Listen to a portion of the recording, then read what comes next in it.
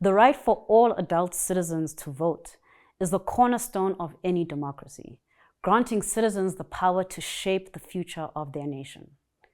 It ensures that their voices are heard in the corridors of power, guiding decisions that affect their lives and communities.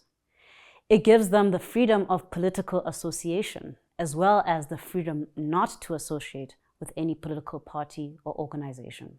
Added to this is the right to stand for public office, which increases people's power by providing them the opportunity to become active participants in governance.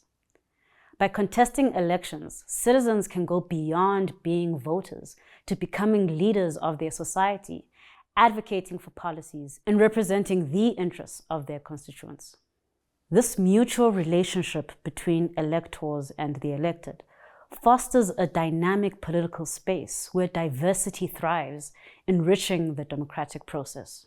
In a landmark decision handed down in June 2020, the Constitutional Court ruled that Parliament should amend South Africa's electoral legislation to allow independent candidates to contest the national and provincial elections.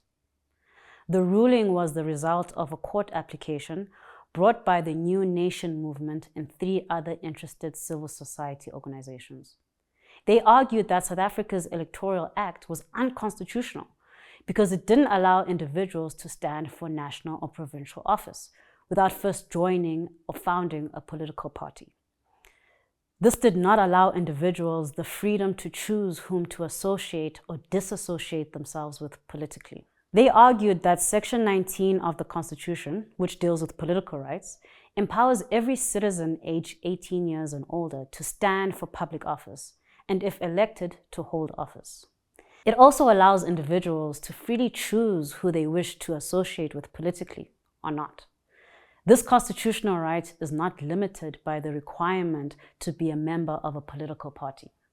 This historic judgment marked a significant step in expanding political participation and inclusivity in South Africa's electoral system. 3 years later, the bill vindicating the rights of independent candidates to stand for political office was officially signed into law as the Electoral Amendment Act 1 of 2023.